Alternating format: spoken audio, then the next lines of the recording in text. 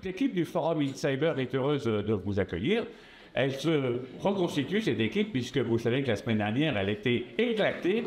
Il y en a qui étaient au Canada pour le Forum InCyber du Canada, qui s'est très très bien passé. Et puis il y avait une autre équipe qui est partie au Creusot, pour également préparer la deuxième édition du Forum InCyber qui aura lieu au mois de juin prochain.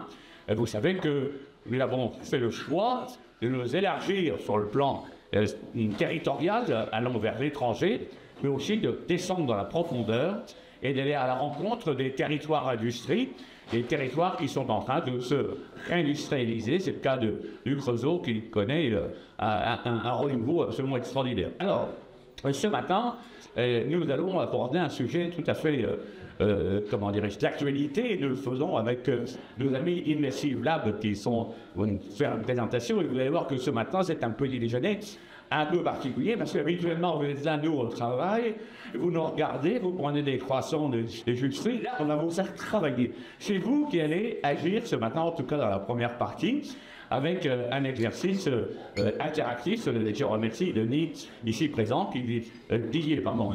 Non, c'est notre petit Didier, pardonnez-moi, arrivé à ce là, on finit par voir les neurones légèrement décalés. Donc, merci à la Ligue d'Immersive Lab qui va ouvrir en quelque sorte ce petit déjeuner par un exercice qu'on va vous présenter. Alors, pourquoi le sujet de la crise, non pas la crise cyber, mais la crise cyber est un sujet d'actualité? D'abord parce que vous savez que depuis 2012, depuis 2022, pardon, depuis le Covid, on a fait que voir un accroissement considérable des cyberattaques, et surtout une diversification considérable des cibles. Ce ne plus les grands qui sont attaqués, ce sont parfois les tout petits, des collectivités territoriales, des petits hôpitaux, et on voit bien qu'aujourd'hui, ce mouvement est d'autant plus important que la supply chain, la chaîne de valeur, la chaîne des sous-traitants, eh bien, elle est un moyen de faire des attaques en route. Et donc, c'est pas parce qu'on est un petit qu'on ne sera jamais attaqué, et c'est parfois parce qu'on est un petit qu'on sera attaqué pour mieux attaquer les plus grands. Donc, en fait, on voit bien que l'actualité de la cybercriminalité nous pousse à réfléchir justement à cette cyber. En plus, vous voyez que l'actualité parlementaire, alors bien sûr, on va dire l'actualité parlementaire c'est le budget, mais l'actualité parlementaire c'est la transposition de la directive NIS 2, de la directive résilience des systèmes critiques, et puis aussi la directive de la mort. Et donc, on a aujourd'hui tout un corpus juridique qui nous vient de l'Europe, mais il n'y a pas que ce corpus juridique a été profondément inspiré par la France à un moment de la PFUE, et bien sûr relayé sur place par Thierry Breton, qui n'est plus commissaire, comme vous le savez, peut-être parce qu'il dérangeait trop de personnes qui n'avaient pas la même vision que lui sur des questions de cybersécurité. Je ne suis pas là pour vous faire de la politique européenne, mais simplement vous dire qu'on a deux raisons aujourd'hui. Une raison, fédérée, structurelle, de l'augmentation considérable des cyberattaques, et une raison conjoncturelle, parce que ces directives, notamment la directive REC ou la directive NIS 2, va amener tous les acteurs, quels qu'ils soient, à réfléchir sur la résilience, c'est-à-dire la capacité à remettre les choses en ordre, quand bien même on a été cyberattaqué. Car on sait très bien que la question n'est pas de savoir, c'est Guillaume Moupard qui le disait lui-même, la question n'est pas de savoir si on va être cyberattaqué, c'est quand on va être cyberattaqué. Ça veut dire qu'aujourd'hui, il faut que tout le monde s'y prépare, et c'est pas simplement un travail pour les RSSI, c'est pas un travail pour les DSI, c'est un travail pour la collectivité de l'entreprise. On est dans un monde qui va devoir exiger une cybersécurité collective et collaborative. Et donc, avec une prise de responsabilité qui ne sera pas simplement celui qu'on avait mis jusqu'à maintenant à droite en rentrant à côté du distributeur de boissons de l'assistance sociale et de l'infirmerie, le RSSI, qui désormais monte au niveau de la stratégie, au niveau du COMEX, parce qu'on voit bien qu'une entreprise cyberattaquée, dans beaucoup de cas, c'est pas simplement une blessure, c'est l'arrêt de vendre qui est prononcé, car sur après, les petites entreprises, généralement, ont mis la clé sous la porte. Donc, dans ce contexte nouveau, quand je dis nouveau, en tout cas dans sa prise de conscience, il nous faut impérativement travailler en amont et se dire, si je suis un jeune cyberattaqué, comment vais-je préparer ma riposte, comment vais-je revenir dans le chemin normal de mon activité, quelles sont en quelque sorte les précautions qu'il faut que je prenne à l'avance, comment je dois planifier la gestion de la crise au sein de mon entité, sachant que, et je le rappelle, et ça me fait penser à un patron d'une grande entreprise française cyberattaquée qui est parti un samedi matin à la chasse et qui n'est pas arrivé à la chasse, il est revenu sur le site de son entreprise et il m'a dit « Je suis resté 3 semaines dans l'entreprise ». Et c'est là où il m'a dit « On a découvert en marchant comment il fallait gérer la crise ». Eh bien, aujourd'hui, il ne faut plus découvrir en marchant, il faut s'y préparer, il faut réfléchir à l'organisation, à la structuration, au mode d'action en manière de gestion de crise. Et c'est l'objectif de ce petit déjeuner ce matin, non pas de répondre à toutes les questions qui peuvent se poser, mais bien mettre en évidence cette nécessité de préparation et surtout de monter en compétences collectives. Alors, je remercie M. Sylvain qui est là avec nous ce matin, qui va vous présenter un exercice. Pardon. Je précise que ce qui vient vous être présenté ce matin n'est qu'un petit extrait d'un exercice beaucoup plus long. Donc, vous resterez peut-être sur votre faim. Disons que ce matin, c'est l'apéro et ce n'est pas le repas complet. Voilà. Donc, cette petite précaution d'usage me paraît nécessaire, car certains pourraient dire « Oui, mais vous n'avez pas parlé ceci, vous n'avez pas suffisamment approfondi cela. » C'est un avant-goût de ce que peut être une manière de former les personnes à la cybersécurité et à la gestion de la crise cyber. Voilà, merci de votre écoute et je vais donc passer la parole à notre ami qui va vous expliquer comment vous allez pouvoir travailler avec lui. Merci Général, vous m'entendez bien? Oui. C'est la première fois que j'ai l'occasion d'animer un apéro de si bon matin. Je vous remercie pour votre présence. Donc, je suis Denis Itia de la société Immersive Lab. Qu'est-ce qu'est Immersive? C'est une société qui fournit des solutions d'entraînement à la cybersécurité et à la gestion de crise, pour s'entraîner à la gestion de crise. Comme le disait le général, la gestion de crise implique, en cybersécurité, implique non seulement de s'entraîner. Si vous imaginez des pilotes d'avion, ils sont sur de Rafale, par exemple, des machines qui sont extrêmement chères. La cybersécurité, c'est pareil. On investit dans des technologies qui valent beaucoup d'argent, mais comme toute technologie, sans le pilote, ça vaut rien. Donc il faut s'entraîner. On n'imagine pas un pilote de Rafale juste s'entraîner avec des livres, le manuel d'instruction. Il va utiliser des simulations de vol pour tester différents cas, différents types de situations dangereuses, de façon à être prêt le moment venu à avoir le bon réflexe. C'est exactement la même chose pour la cybersécurité. Autre analogie militaire, je pense que le général pourrait aussi en parler. Les militaires font des exercices multi-armés. Pourquoi est-ce qu'ils font des exercices multi-armés? Parce que la communication et la capacité à gérer des situations en équipe est absolument clé pour faire face aux crises. C'est exactement la même chose dans la cybersécurité. Aujourd'hui, la cybersécurité n'est plus seulement un souci pour les équipes cyber, ça demande des entraînements, des approches coordonnées avec les différentes fonctions de l'entreprise. Donc le facteur humain est essentiel pour gérer les crises de cybersécurité. Sinon, comme dans l'action militaire, dans cette action, les failles de communication, les mauvaises compréhensions peuvent rapidement devenir assez critiques. Donc, comment est-ce qu'on fait pour mesurer, s'assurer que les équipes sont prêtes?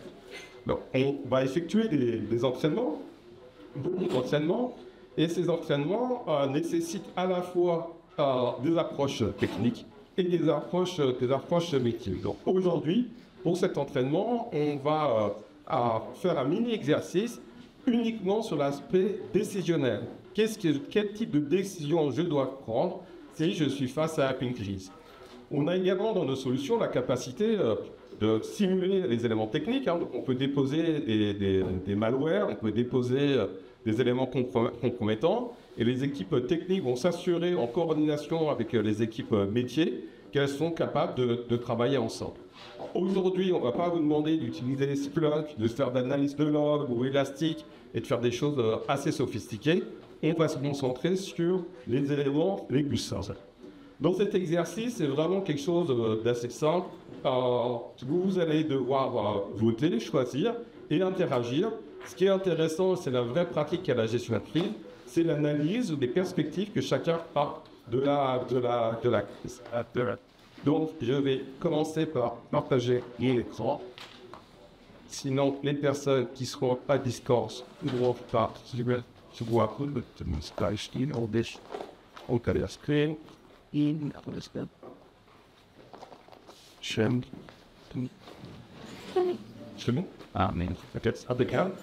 Donc, je vous invite à sortir vos smartphones et à flasher le QR code ou à utiliser l'URL et le code. Je vois qu'il y a quelques personnes qui ont des ordinateurs.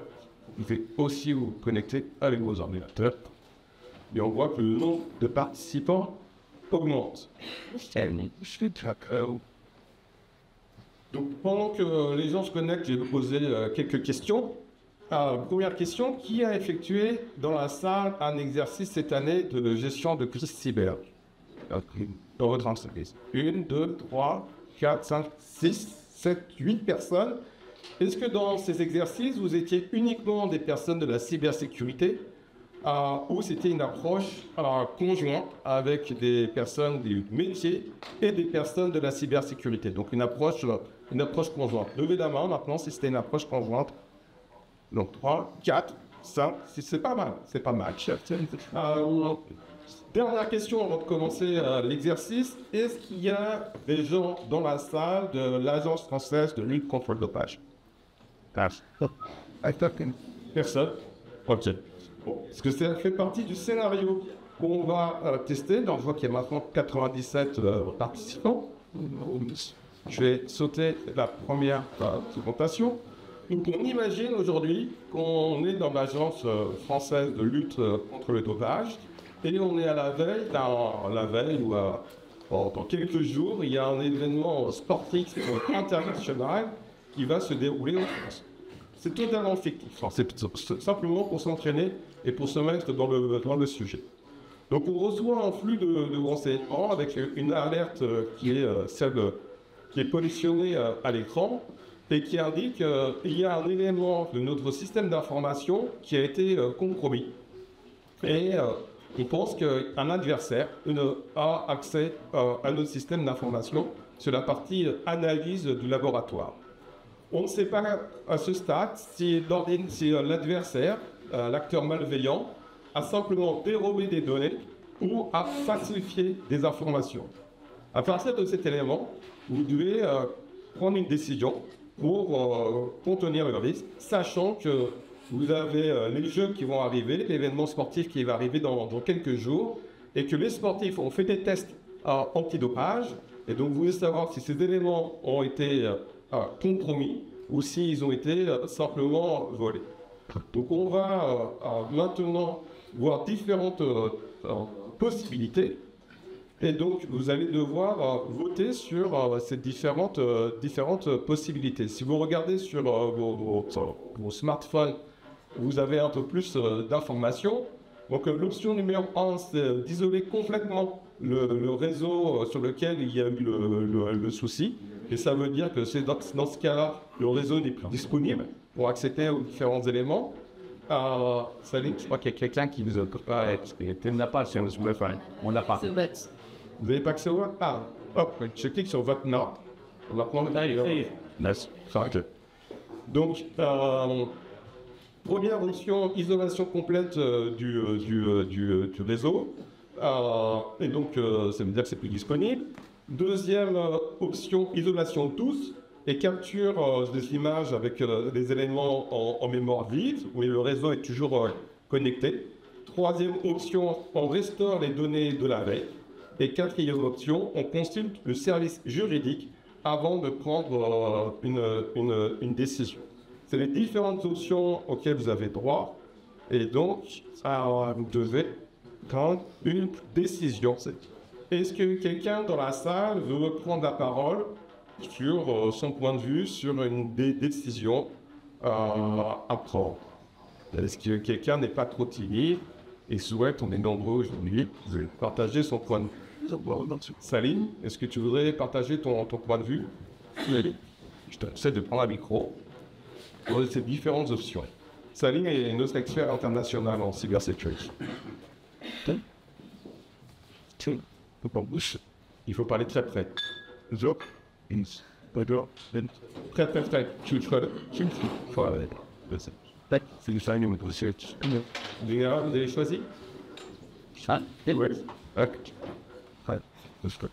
Ouais, donc, à mon avis, je crois qu'il faudra bien réfléchir à ce qu'on doit choisir ici. Donc, je pense que ce qu'on doit réfléchir ici, c'est que quelle option aura le moins d'impact sur notre organisation. Et est-ce qu'on regarde l'information, donc on ne sait pas trop ce qui est arrivé, on n'a pas toute l'information, mais quelle est l'option qui va avoir moins d'impact? Donc je pense que entre le premier et la deuxième option, pas la troisième ou pas la quatrième. Donc si c'est moi, je vais aller avec la première option. La première option, pour minimiser l'impact? L'impact, ouais. Oui, être fort. Général, quel groupe choisir? Général. C'est bon, général et sceptique. Attends, Quel avez-vous choisi? la 1. La 1, pourquoi? Je crois que vous choisissez la 1. Parce que les gens ne me plaisent pas non plus. J'ai hésité avec la 2, effectivement, mais surtout pas la 3. Puis, le service juridique, on y viendra après, c'est un autre problème. Ok, Pour moi, il faut couper tout risque de l'extérieur. Alors, c'est une très bonne réponse. En fait, la question 3, restauration de la sauvegarde d'hier. Si la sauvegarde d'hier est déjà compromise, ça ne sert à rien de restaurer la sauvegarde d'hier. Service juridique, on ne prend pas d'action. Option 2. L'option 2 est pas mal, mais si elle ne prévient pas le contaminement, en fait, au reste du système d'information.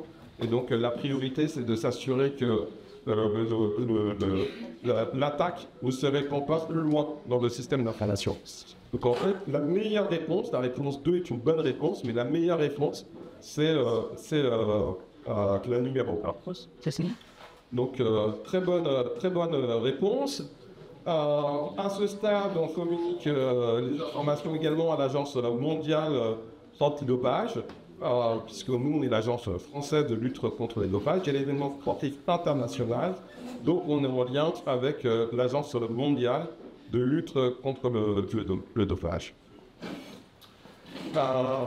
Ensuite, plusieurs éléments. Donc, on est maintenant à un stade où, en fait, on reçoit une vidéo. Donc, je ne sais pas si on peut écouter le son. Il n'y a pas de son. Bon, je vais expliquer ce que dit cette charmante personne. Cette charmante personne est quelqu'un qui nous a attaqués et qui demande de l'argent pour en fait, débloquer les données. Elle nous donne 48 heures pour utiliser, tout simplement pour payer. En parallèle, ou pas en parallèle, mais très rapidement, après avoir reçu cette vidéo de l'acteur malveillant, on reçoit une confirmation de l'ANSSI qui dit que le problème, en fait, est plus important que simplement la perte des données, mais que le vrai souci, c'est de compromettre en fait les jeux qui vont se dérouler en France. Parce que si les données de dopage, d'athlètes qui sont propres ont été compromises, ça veut dire que potentiellement un athlète devient compromis et donc va être éliminé des jeux pour raison de dopage et vice-versa. Donc la priorité selon l'ANSSI, c'est plutôt s'assurer que les données ne sont pas compromises plutôt que de se s'orienter sur la perte des données, sachant que la perte des données, par rapport à la réglementation GDPR autre élément, est quelque chose d'important, mais la priorité ici, c'est, d'après l'ANSSI, c'est la restauration des différents éléments. Donc, à ce stade, la continuité opérationnelle est à 0%, c'est-à-dire que, en fait, le test des nouveaux athlètes qui vont arriver ne peut pas être réalisé, en tout cas, il ne pas être sauvegardé. Et donc, la directive de l'ANSSI, c'est de s'aligner sur un système défaillant et de s'assurer que l'intégrité est restaurée le plus rapidement possible. Donc, c'est important pour maintenir la crédibilité internationale et c'est également ce que demande l'AMA. Donc, l'AMA, c'est l'Agence mondiale de lutte antidopage. On a 72 heures par rapport à la réglementation RGPD pour prendre une décision. Donc, à ce stade-là, on a plusieurs... l'ANSSI nous demande de partager les données avec elle. Et on a plusieurs options possibles. L'option numéro 1, c'est le partage complet et non filtré des données avec l'ANSSI. Donc, on envoie une copie complète à l'ANSSI. L'option numéro 2, c'est simplement filtrer les données et envoyer à l'ANSSI des informations non complètes, mais qui permettent de continuer à opérer. Troisième élément, c'est de faire une publication de presse en attribuant la responsabilité de l'attaque au groupe Atlas, qui était le groupe, je n'ai peut-être pas précisé tout à l'heure, qui a déclaré nous avoir piraté. Et c'est également confirmé par l'ANSSI, donc publication de presse. Et puis, quatrième option, c'est prioriser la restauration du système d'information et porter tout risque de reporting à l'extérieur. Donc voilà, plusieurs options. Je vois que les réponses arrivent. Est-ce que quelqu'un veut commenter sur ces différentes possibilités? C'est complexe. Oui. Une question?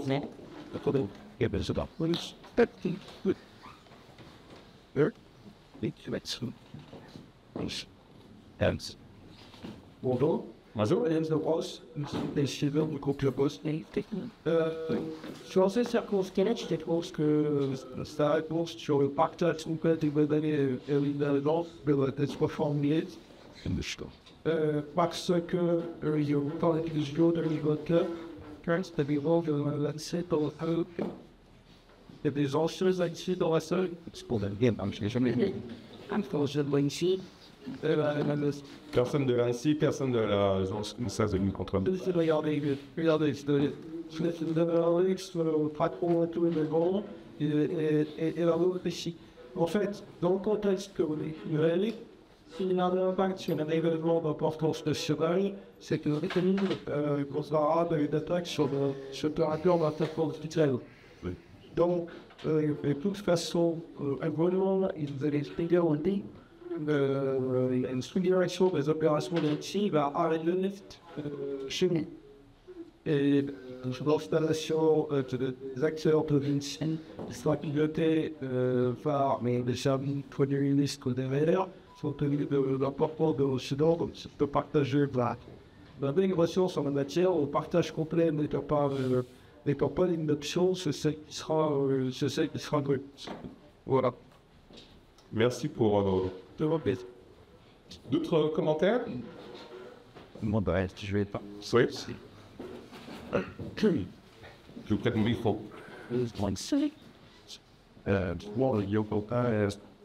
Oui, moi, c'est juste elle est associée à l'Assemblée nationale et l'APO aussi. Je me souviens sur ce qui avait démarré Gabriel, sur le fait qu'à partir du moment où on va prévenir l'ANSSI, effectivement, leur objectif, ils s'en fichent du système d'information, ils s'en fichent de rétablir le service prioritairement. Leur priorité, ça va être de groupe Atlas. Ça va tenir des indicateurs de composition pour vérifier si d'autres acteurs sont pas impactés. Les priorités de la SE risquent d'être en conflit avec la priorité qui sera au niveau de l'agence de lutte contre le dopage. Donc, je suis d'accord sur le fait que les termes ne sont pas forcément évidents. ça paraît naturel, c'est qui a travaillé avec l'ANSSI, de les prévenir immédiatement et de leur donner un maximum d'informations, mais ça c'est quand on a une vision étatique. Quand on est plutôt côté privé, ou on va dire pas 100% au public, j'aurais tendance moi à prioriser la restauration fiscale, mais pas forcément s'empêcher de faire du reporting avec l'ANSSI. Donc il y a une espèce de mélange des deux, c'est un peu trop extrême dans les choix. C'est toujours été connu par le cycle de corporation de la partie. Très bien, je vous remercie pour votre participation et vos commentaires. Effectivement, c'est assez intéressant parce que finalement, le dilemme, c'est est-ce que l'on se concentre sur la restauration des données pour gérer l'événement ou sur finalement l'identification des problèmes, la coopération avec les autorités et en tous les cas pour la partie cyber. Donc c'est quasiment un conflit entre cyber versus la restauration des éléments pour l'événement sportif lui-même. Dans ce cadre-là, et comme souvent, il n'y a pas une seule bonne réponse. Il peut y avoir parfois plusieurs bonnes réponses. Il peut y avoir aussi pas de bonne réponse du tout. Parfois, on a à choisir entre des réponses qui sont mauvaises ou vaguement acceptables. Dans ce cas-là, on a considéré que la meilleure réponse, c'était de coopérer avec les autorités. Ça ne veut pas dire les autorités, à savoir l'ANSSI. Ça ne veut pas dire que les autres réponses étaient mauvaises. Et voilà le corollaire, je crois que c'est ce que vous avez évoqué. C'est-à-dire que maintenant qu'on coopère avec l'ANSSI, on a donc des informations de l'Agence mondiale antidopage qui menace de retirer notre accréditation parce qu'à ce stade-là, pour l'ANSSI, la priorité pour nous, c'est de s'assurer de savoir non seulement quel système a été compromis, comment ces systèmes ont été compromis, quel ont été le type d'action effectuée, et ça devient plus important que la restauration des données elles-mêmes. Donc maintenant, l'Agence mondiale antidopage, dans ce scénario, menace de retirer l'accréditation à l'Agence française de lutte contre le dopage, puisqu'on ne peut pas s'assurer de l'intégralité et de l'intégrité des différents tests. Ça devient politique, au sens où le ministre français des Sports exige une stratégie claire et publique dans l'heure pour protéger la réputation de la nation avant les Jeux. Et donc, on doit prendre encore une fois un certain nombre de décisions. Donc ici, on est maintenant, je n'avais pas précisé tout à l'heure, au niveau de responsable de gestion de crise. Et on a plusieurs choix, de nouveau. Premier choix, déclaration publique sur la défaillance et sur la compromission des tests. Deuxième choix, détourner l'attention en mettant l'accent sur le vol des données, puisque non seulement les données ont potentiellement été compromises, on n'est pas complètement sûr, mais elles ont également été volées, donc plutôt mettre l'accent sur ce sujet-là. Troisièmement, faire pression sur l'Agence mondiale d'antidopage pour retarder la suspension, et donc potentiellement utiliser, je crois que c'est écrit dans la description, si vous regardez sur vos téléphones, potentiellement utiliser le canal politique pour effectuer cette pression. Et puis, quatrième option, annoncer la transition vers un traitement manuel sur papier. Voilà, donc 4 options possibles. Encore une fois, c'est un entraînement. Vous pourrez inventer des alternatives ou des éléments qui seront entre les deux. Mais pour le moment, vous devez effectuer un choix. Est-ce que quelqu'un souhaite s'exprimer sur les choix possibles? Donc je vais faire appel à notre expert international, Salif. Souhaitez-vous vous exprimer sur les différents choix?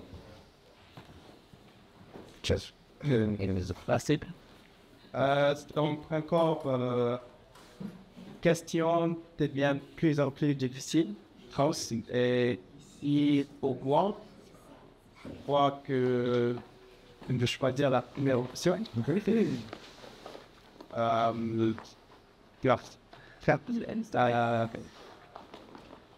Oui, je pense que je vais choisir la première option. Ce qui est la finale. On va voir ce que lui a dit.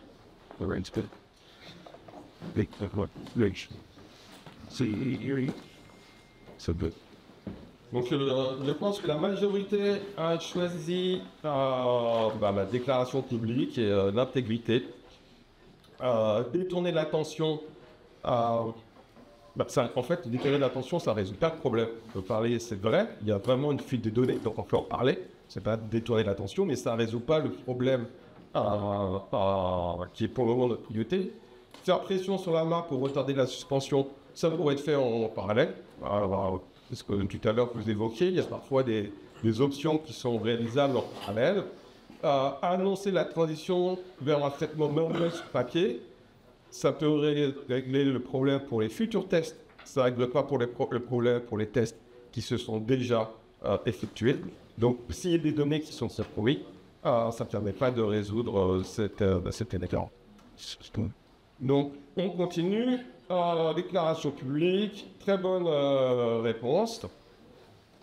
Et on va voir maintenant la dernière question pour l'exercice. Donc maintenant, les autorités, à savoir le ministre, demandent un plan stratégique dans l'heure pour garantir à la fois l'intégrité des données et la préparation opérationnelle à la suite des tests qui doivent être effectués pour les Jeux, pour l'événement sportif. Et donc, on va avoir différentes options. Premier élément, demander des investissements pour une analyse forensique approfondie et améliorer les systèmes de sécurité. Deuxième option, stratégie du blâme. C'est tout simplement, c'est pas notre faute, c'est une attaque internationale, c'est un enjeu géopolitique. C'est aux autorités de prendre ça en charge. Troisième option, se décharger totalement sur l'ANSSI et leur donner les clés pour résoudre le souci. Option numéro 4, excuse publique finale et démission du président. Option numéro 5, on l'a pas mis, l'option numéro 5, on souhaitait vous écouter. Si quelqu'un a des suggestions pour l'option numéro 5. Est-ce que quelqu'un souhaite s'exprimer sur l'option numéro 5? Général? Non, vous pouvez lancer le... Pardon, on fait le vote. Moi, bien, let's go. Il y a quelqu'un qui a un micro.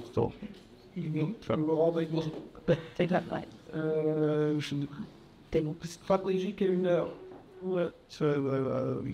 Une gestion de crise. Vous avez 3 secondes de la disruption du système d'information. Dans la première question, quand on choisit l'isolement, on est dans une phase d'interruption des services et des process qui sont impactés sur le deck. Alors, quelle que soit la situation, la réaction dans l'heure, c'est le secrétaire général, le directeur général de la WORS qui va dire oui, monsieur le ministre, au téléphone, mais vous n'avez pas de réponse parce que vous n'avez pas d'éléments pour formuler ce que vous avez fait. Donc ça, c'est vos 3-5 premiers jours.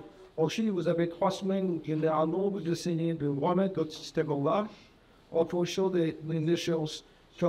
Sur la pression politique, à la question précédente, il était évoqué, vous avez choisi la première réponse. Il y en avait une dernière qui était susceptible de faire gagner du temps. Vous êtes obligé de gagner du temps parce que vous n'avez pas d'éléments que vous bloquez ce qu'on pourrait. Donc, la seule chose à dire au ministre, c'est que les équipes forensiques sont de l'ANSSI sont en train de identifier par où est passé l'attaquant pour chercher nos patients zéro, c'est-à-dire la somme de réflexion et le moment d'entrée, le système est coupé et la seule garantie que vous devez apporter rapidement, c'est l'intégrité des sauvegardes. Si vous avez l'intégrité des sauvegardes, votre problème est réglé. Si vos sauvegardes sont donc réglées, et bien c'est bon. Ouais. Merci de vous avoir choisi. L'option 5, opter pour une autre approche. Et notre approche, c'est de discuter avec le ministre parce qu'effectivement, la demande du gouvernement, du ministre, dans ce cas-là, n'est pas réaliste. Il est impossible d'avoir une solution flat, sûrement en 1 heure. Oui, et c'est pour ça que je vois que ça m'échappe. Dans la réponse précédente, c'est pour ça qu'elle ne se faisait pas. Si vous annoncez la compromission des données, vous avez réuni la confiance dans tout le système. C'est-à-dire que personne d'inscrit au lieu dans la vie et dans le pays ne se satisfera des données fournies par les exécutifs. Donc si vous annoncez cette compromission à ce moment-là, dans la question précédente, vous allez faire un choix qui vous engage et qui entraîne cette pression politique. D'accord. Sachant que l'acteur malveillant a déjà commencé à communiquer et que l'information a fuité. Très bien. Et ce que je veux dire, c'est que les acteurs malveillants communiquent à chaque fois. Ils sont observés par tous les acteurs discutent des ambitions. Ils publient sur leur site, sur les dark web.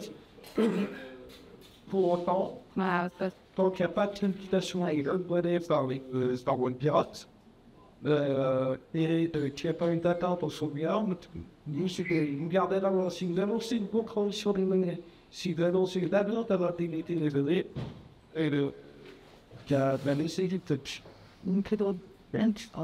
C'est d'excellents commentaires sur la maîtrise de la communication également. Est-ce qu'il y a, avant de terminer cet exercice, il y a quelqu'un d'autre qui peut prendre la parole? Alors, c'est une question de c'est qu'est-ce qu'on a votre sur la compromission.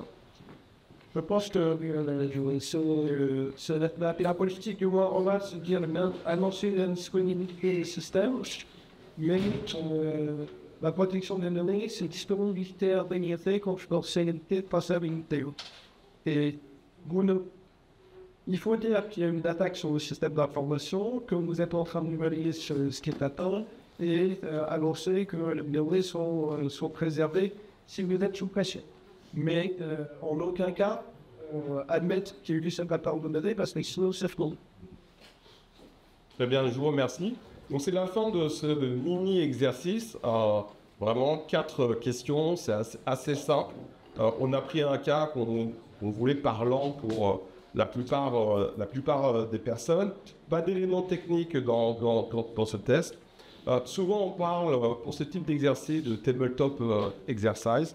On préfère parler d'exercice d'aide à la décision sous pression, sur des contextes difficiles. Si on regarde les différentes réglementations DORA, etc., c'est des exercices qui doivent s'effectuer au niveau exécutif. Mais notre point de vue, c'est que c'est des exercices importants à faire à tous les niveaux de l'organisation. J'ai juste, avant de passer la main à notre panel d'experts, donné 2 exemples de clients. Premier exemple, une grande assurance européenne où on a fait ce type d'exercice au niveau du SOC avec des analystes level 1 et level 2, donc des gens experts en cybersécurité qui font tous les jours des analyses d'alerte. Et on a demandé quel type d'action, quel type d'escalade, de niveau critique vous mettez sur différents incidents. Et il n'y avait pas de consensus au niveau des experts qui font ce travail au quotidien. Il n'y avait pas non plus de consensus pour savoir si les incidents qu'on leur soumettait, les incidents effectifs, étaient liés à certaines régulations ou non. D'où l'importance de s'entraîner, de discuter, de s'appliquer, de s'assurer que les personnes comprennent bien en situation les politiques internes et les règles de cybersécurité. Deuxième exemple, quelqu'un mentionnait tout à l'heure la supply chain. Et il y a à peu près moins d'un mois, à peu près 3-4 semaines, on a fait un exercice avec Rolls-Royce, le constructeur de moteurs d'avion, pas de voitures, qui est un de nos grands clients. Et on a fait un exercice avec 3 entreprises, donc une agence aérienne, une compagnie aérienne, et également un constructeur d'avions. Et l'exercice prenait en compte la surchauffe de moteurs d'avion. donc a priori un problème sur les moteurs. Et tout le jeu de l'exercice était en fait un logiciel de maintenance au niveau de la compagnie aérienne qui avait été compromis. Et donc, en fait, il n'y a pas de surchauffe de moteur. Et dans cet exercice, on a fait dialoguer en temps réel des intervenants avec à peu près 150 participants de 3 entreprises différentes. Donc, ce type d'exercice, ça peut être effectué simplement au niveau des practitioners, donc des gens qui font de la cybersécurité au quotidien, mais ça peut être au niveau exécutif de l'entreprise et également des exercices multi-entreprises. Donc, 2 exemples, j'espère, qui illustrent la valeur de ce type d'exercice, de révéler les zones grises, tester la collaboration et améliorer la prise de décision collective et non pas seulement la prise de décision individuelle. Sur ce, c'est la clôture du mini-exercice et on va passer à la discussion avec notre panel d'experts. Je vous remercie. Merci.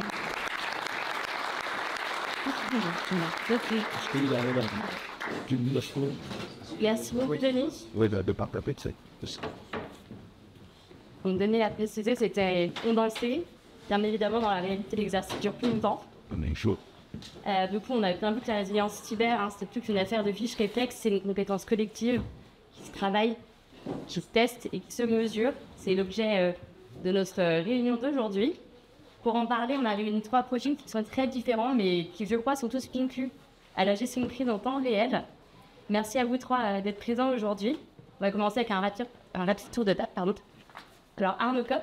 Arnaud, vous êtes l'homme du terrain.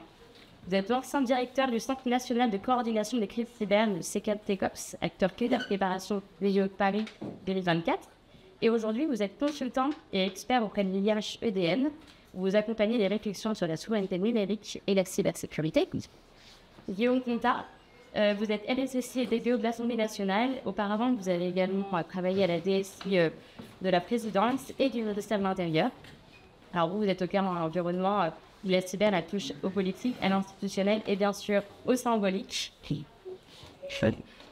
Je témoigne de compte. Avec un enjeu majeur qui est celui de garantir la continuité démocratique, même en cas de crise, évidemment. Et enfin, Jérémy Couture, vous êtes le RSSI Loterie et activité de monopole à la Française des Jeux, après avoir dirigé le SOC des Jeux Olympiques de Paris 2024. Et vous connaissez forcément la pression en temps réel, la nécessité de coordonner différents acteurs dans un contexte public et réglementé. Alors voilà pour les présentations. On va tout de suite rentrer dans le vif du sujet désormais.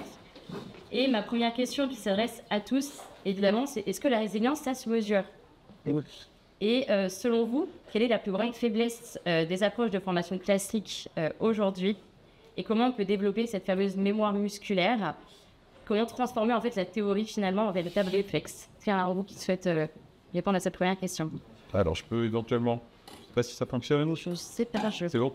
Je peux continuer sur la métaphore sportive parce qu'effectivement, la résilience aujourd'hui, moi je la définirais comme l'ensemble des cicatrices invisibles que l'on a sur ces systèmes d'information, cicatrices qui viennent de chaque gestion de crise, petite crise parfois, que l'on a dû avoir à passer, et quelque chose qui va bien au-delà des courbatures qui sont celles que l'on découvre juste après avoir un entraînement à la gestion de crise.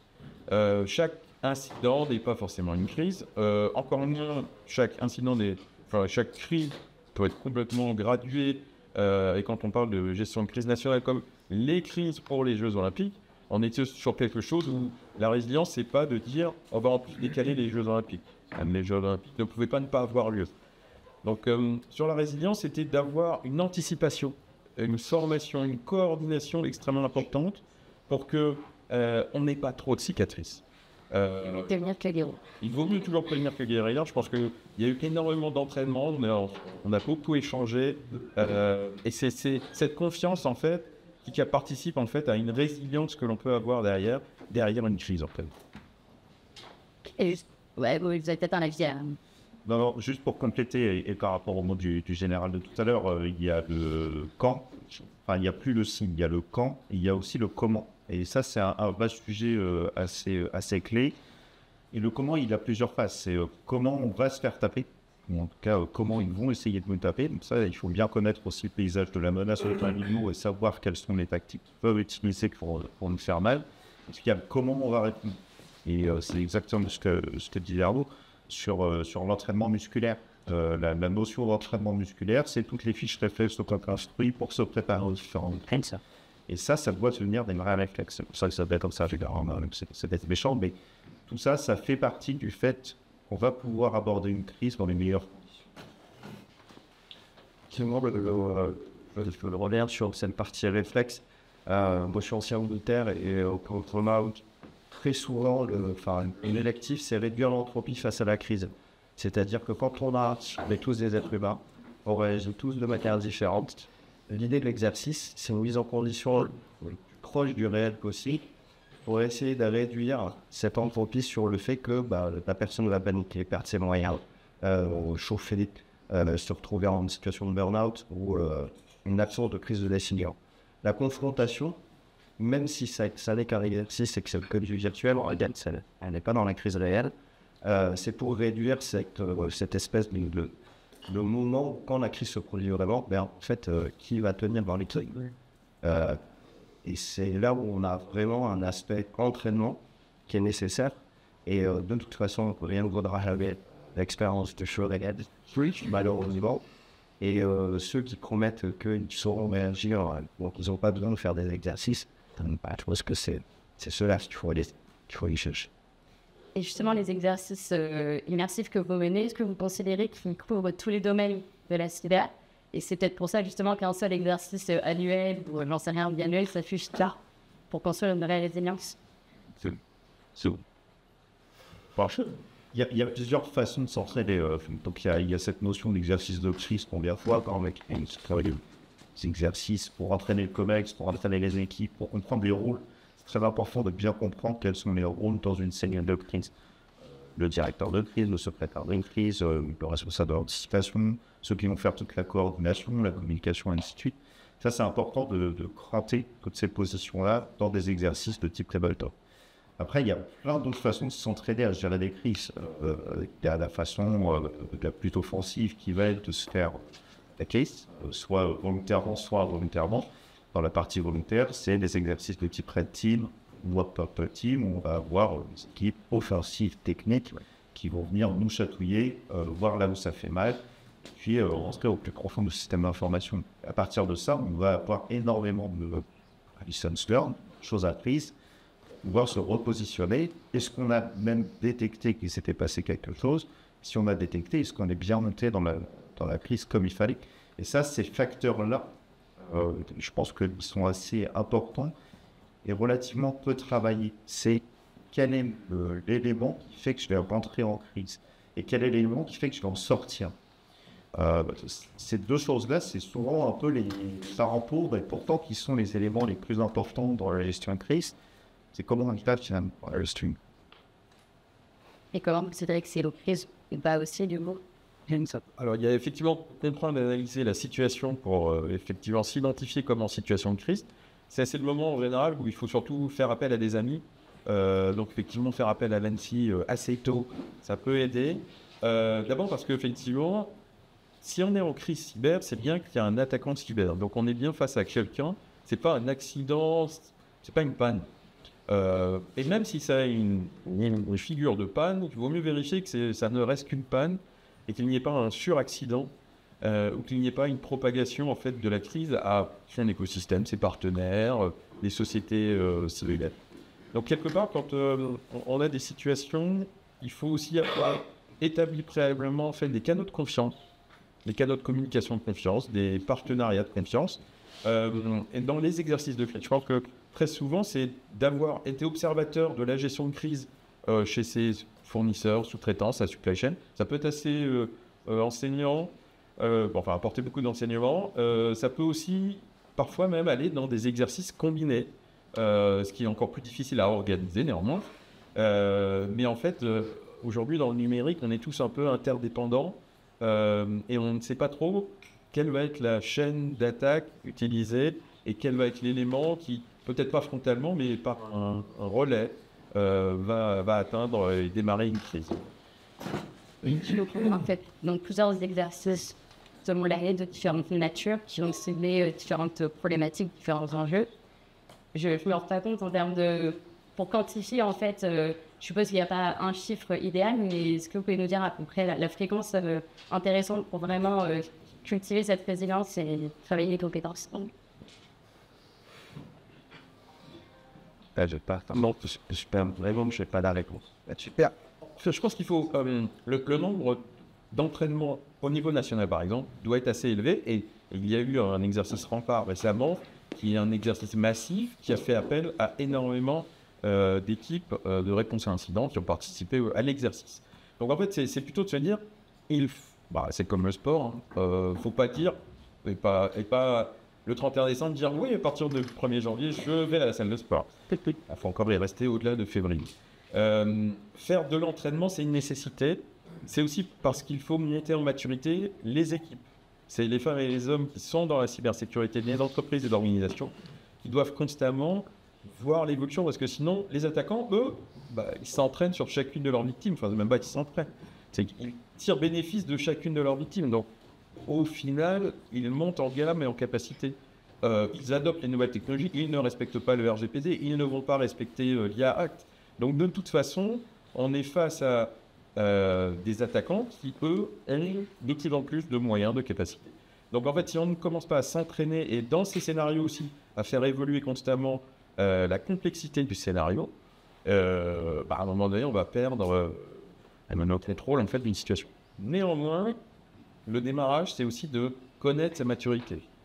Une organisation, on ne va pas mettre un coureur du dimanche directement à un marathon, directement aux Jeux Olympiques. Ça va être très compliqué. Donc, il faut regarder dans quelle ligue on se trouve, et puis après, monter de ligue en ligue. J'ai arrivé aux plus grandes ligues internationales sur lesquelles il y a des coordinations et des exercices aussi. Et au-delà de la technique, quelle place pense-t-il qu'on doit donner à l'esprit critique, à la préparation, à l'adaptabilité et à la communication dans l'équipe? Aujourd'hui, on voit bien que nos métiers, si je prends le métier de RSSI ou en tout cas de la cyber il y a 10 ou 15 ans, on était au fond de stéréotype vacant, mais on était un métier technique, exclusivement technique. Aujourd'hui, l'hybridation fait que une crise cyber, j'ai presque envie de dire, il faut enlever le terme cyber, on est en situation de crise. Elle va invoquer des aspects de communication, faire porter un à l'image. Ce n'est plus qu'un mode, ça n'est plus exclusivement un objet technique. C'est un problème qu'il faut résoudre. Il y a des aspects extrêmement larges et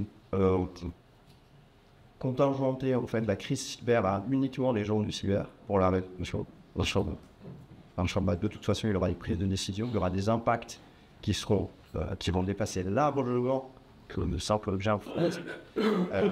Ne serait-ce que sur le fait de pouvoir fournir de services des clients, des utilisateurs, des citoyens. La crise que ça peut déclencher en termes de confiance, les utilisateurs vis-à-vis ou les citoyens vis-à-vis de l'institution à correctement faire son travail. C'est vraiment cette hybridation, il y a eu un changement, ce qui nous a obligés, nous, à nous adapter et à aller chercher des soutiens là où on n'est pas censé être. Désormais, on se retrouve au COMEX, en général, pour répondre à des questions parce qu'ils ne comprennent pas l'INA. Mais le sujet, il y a une complexification, une complexité supplémentaire désormais sur un métier. Et on est obligé de s'adapter pour seulement faire le mieux. Et ces qualités, justement, est-ce qu'elles se mesurent? C'est une bonne qualité nécessaire? Difficile de mesurer ça. Juste pour compléter les dans les alliés pas très naturels qu'on a, il y a quand même les équipes de com avec lesquelles on anticipe énormément tous les éléments de langage en fonction des différents scénarios qui peuvent se passer. Et c'est vraiment pas naturel c'est historique de travailler avec les équipes de com externes notamment, qui travaillent beaucoup sur l'image. Après, sur toute cette partie de YouTube, c'est sympa. Justement, je voulais m'adresser à un mot par rapport à vous. Vous avez coordonné un vrai centre de crise. Et comment on passe de simples indicateurs de conformité à des vraies métriques qu'on peut justement présenter au COMEX pour les convaincre? Alors, des vrais centres de gestion de crise, en France, il y en a beaucoup. Il n'y a pas que à l'ANSSI, évidemment. D'abord, tout l'écosystème des CCIRT, des CERT régionaux, des CERT sectoriels, je vais essayer de vous dire ça, de tous les membres de l'association InterCERT France, et toutes les entreprises qui, en réalité, ont une volonté de gérer une crise cyber. Donc, j'essaie d'inclure vraiment très largement. En fait, il y a effectivement cette question de comment communiquer vers le haut, comment communiquer avec les mots d'un COMEX, avec les mots d'un directeur général. Si on commence à lui dire, monsieur le directeur, il y a une librairie DLL qui a été chargée dans un post Windows, ça a d'être fourni et là il y a tout qui a fuité. Bon, déjà, premier mot, il a arrêté d'écouter en fait. Si à l'inverse, on lui explique, monsieur le président, l'ensemble des informations de la clientèle, de vos secrets de fabrication, de vos secrets des affaires, qui est en train de partir ou est déjà parti ailleurs, y compris peut-être chez un concurrent ou quelqu'un qui va le revendre à un concurrent, et il a peut-être l'oreille attentive. C'est très important, effectivement, pour le rôle de RSSI et sur la partie communication d'entreprise, de transformer des éléments techniques opérationnels autour du système d'information en éléments business, tangibles pour le pilotage de la gouvernance de l'entreprise. Et ça, c'est presque un dictionnaire supplémentaire à acquérir. C'est très souvent d'avoir aussi le bon relais dans les COMEX, le membre du COMEX qui, lui, s'est intéressé peut-être plus au sujet et qui, même si on lui parle de DLL, dira oui, je crois, j'en ai entendu parler déjà, et qui pourra en fait confirmer et assurer au COMEX que c'est pas un épiphénomène et qu'il y a vraiment quelque chose de sérieux. La difficulté, c'est toujours de faire le tri. Remonte dans les COMEX constamment des quantités d'incidents plus ou moins graves, et le métier de dirigeant d'entreprise, c'est bien de gouverner dans l'incertitude et d'éviter d'aller vers le chaos. Si le numérique maintenant est encore plus à l'origine de chaos rapide, ça devient une de ses priorités aussi. Et la réglementation oriente pour que l'anticipation de ce chaos soit prise plus haut niveau. Est-ce que ces métriques, elles sont particulièrement difficiles à chiffrer à l'Assemblée nationale ou pas nécessairement? La métrique, en fait, elle est sur le monde extérieur. C'est l'appréciation qui va être faite par les médias qui vont se saisir de l'objectif. Et je suis tout à fait d'accord avec toi sur les aspects déterminants de travailler avec la communication. Ce n'était pas forcément, on n'aimait pas faire parler de nous, concrètement. On en a été obligé un peu forcé de s'y habituer. Et les métriques, en fait, sortir de grand secret, c'est le rate of print, c'est ce genre de choses. Ils installent, est-ce que l'information, le buzz est en train de fondre? Et ça, c'est le boulot des équipes comme d'ailleurs. De toute façon, c'est finalement eux qui vont nous donner la perception extérieure. Parce que moi, désolé, mais j'ai autre chose à faire de mes journées que d'aller sur notre Twitter, savoir si on parle d'eux ou pas. C'est pas mon travail, c'est le blog. En revanche, j'ai une relation de confiance sur le fait de dire je vais être le plus factuel possible sur la crise en interne pour utiliser des EDL, enfin des éléments de langage pour la communication institutionnelle si tant est que doit y en avoir, parce que le buzz est en train de prendre. Et eux doivent me donner des reporting, on va dire, un niveau d'appréciation de la crise sur le plan extérieur, comment elle est perçue. Et donc, à partir de là, on va faire du damage control entre ce qu'on est en train de faire en interne pour résoudre la crise, c'est qu'on qu'elle se le trouve, je sais vraiment, et donner des éléments pour rassurer, dire, on est en train de travailler, laissez-nous travailler. C'est pas magique, ça va pas se résoudre de manière instantanée. C'est comme un feu, il faut le contenir. Voilà, orienter ses ressources au bon endroit, tout ça consomme du temps et de l'énergie. Il n'est pas question d'aller le dépenser. C'est pas les lots, mais caché. Et Jérémy, à la FDJ, est-ce que vous arrivez à évaluer ce qui relève des compétences et du réflexe sur Alors, à la FDJ, l'organisation sur le pilotage de la crise, elle est faite de telle sorte que c'est assez standard, finalement, je pense, le modèle pour eux. En tout cas, je peux encore mettre aux autres, si c'est pas comme ça, donc je vais le faire possible. C'est qu'on a une équipe globale de gestion de crise dans le sensor. Et le facteur cyber est un mécanisme qui va alimenter cette cellule globale de gestion de crise dans laquelle derrière on va avoir toute la coordination, le COMEX, qui va faire se connecter. Donc ça répond pas à la question, mais c'est l'organisation qui est mise en œuvre, elle permet ça en tout cas. Elle permet de s'assurer que le vecteur d'information, il peut être très terrain, très pragmatique, très technique. Il va pouvoir remonter les différents échelons de l'entreprise pour arriver jusqu'au COMEX, pour pouvoir éventuellement faire mes campagnes de communication et ainsi de suite, justement éviter cet effet de buzz. Et là-dessus, cet effet de buzz, pour l'histoire, malheureusement, le SIG est très important dans le temps. À l'article Paris 2024, on a eu énormément de déstabilisation cyber. Il disait, on est rentré et on va vous montrer tout ce qu'on a appris. Et là c'est compliqué parce que est-ce qu'on croit, est-ce qu'on n'y croit pas? On est obligé d'y croire un tout petit peu parce que malgré tout, il faut quand même s'assurer que derrière, il y a un réel qui va être révélé. Mais ça fait partie maintenant du jeu aussi des attaquants externes d'aller faire ce bluff-là pour nous déstabiliser, pour nous occuper. Alors que je veux dire, il y a plus de crainte. Aujourd'hui, il ne suffit plus d'affirmer notre résilience, il faut aussi la mesurer et la prouver qu'on est dessus. Concrètement, comment on évalue une crise quand tout s'enchaîne du technique et l'humain et comment on fait la part avec ce qui est commun à toutes les crises et ce qui est notre contexte.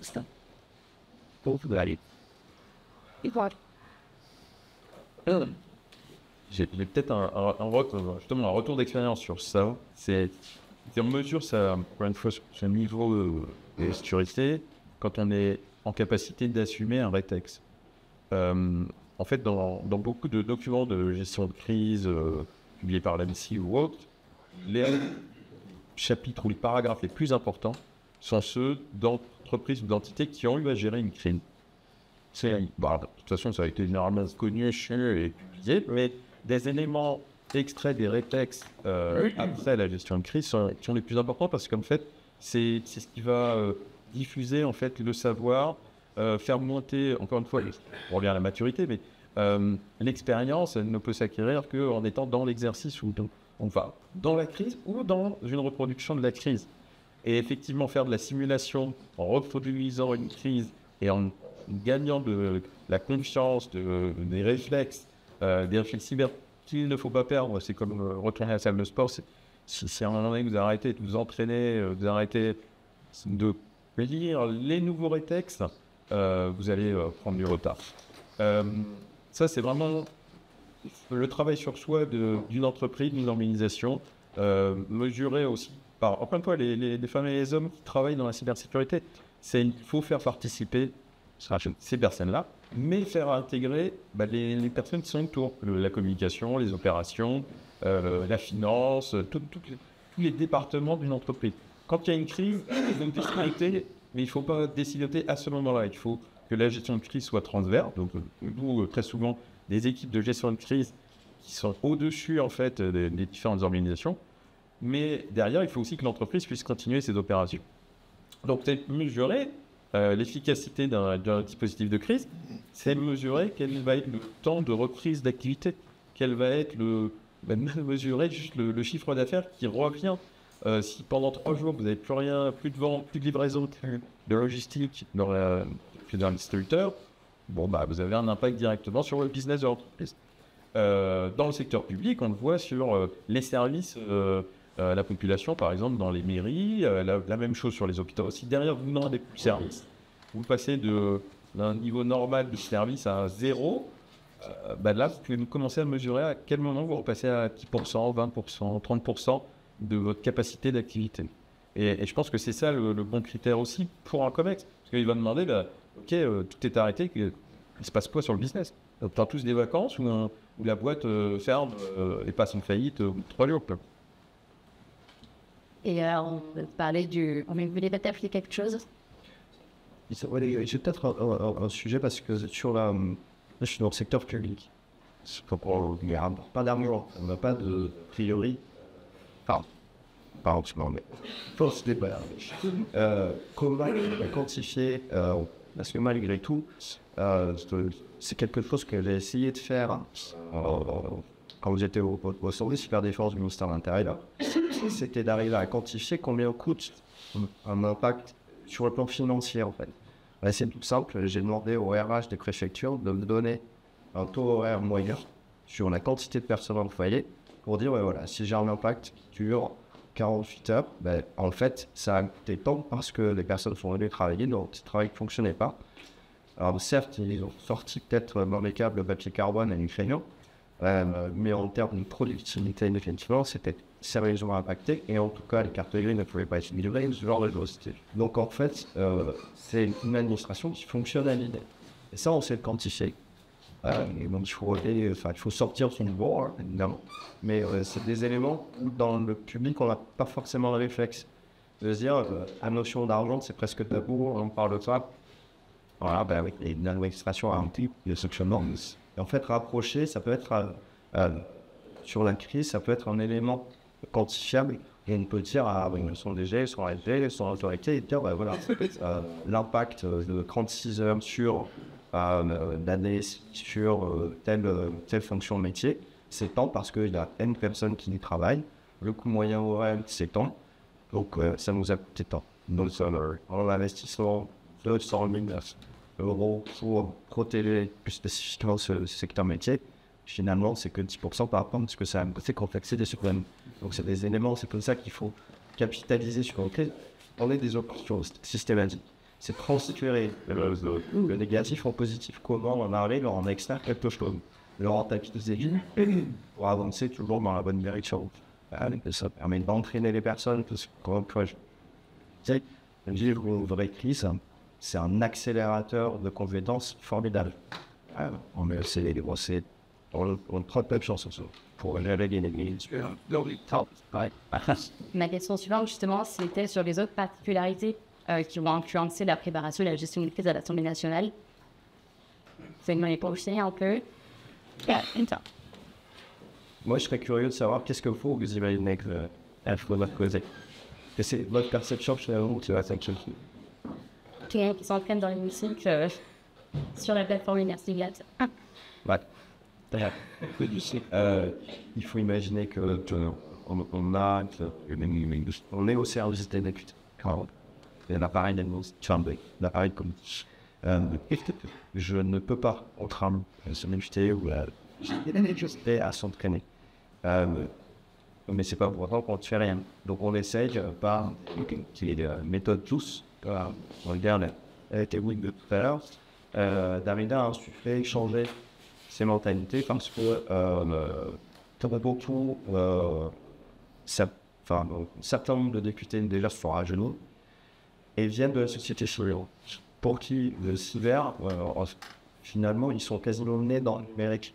Donc, c'est cette espèce de réflexe que nous, on a du dinosaure du numérique, on a connu l'informatique sans Internet. C'est quelque chose qui n'est pas naturel pour eux d'aborder par le risque.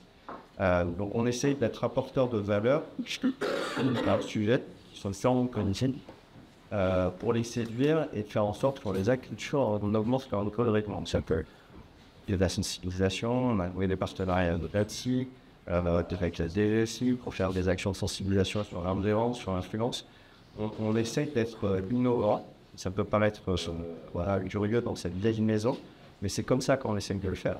Il y a, parmi de Starling One, mes collègues qui est en charge de la conduite du changement, on travaille même dans la main pour ça. Et parce que la description que je fais, c'est il faut voir l'Assemblée nationale comme une vieille dame élégante, qui aime beaucoup le protocole. Et vous ne pouvez pas arriver avec votre coupe de punk et poser une bière sur la table et la secouer. Comme qu'elle évolue.